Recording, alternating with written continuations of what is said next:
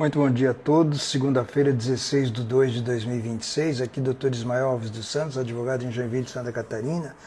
Mais uma vez, para dizer a vocês que a direita segue firme, a direita segue viva. Como que a direita segue viva? Jair Messias Bolsonaro construiu uma ideia.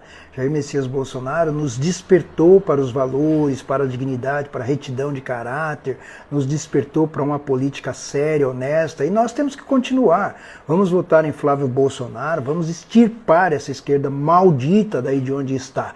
Porque os senhores vejam como que ela voltou ao poder. O próprio Lula diz em uma de suas falas estúpidas, né? Muita gente achou que eu não ia voltar, porque o político quando rouba submerge.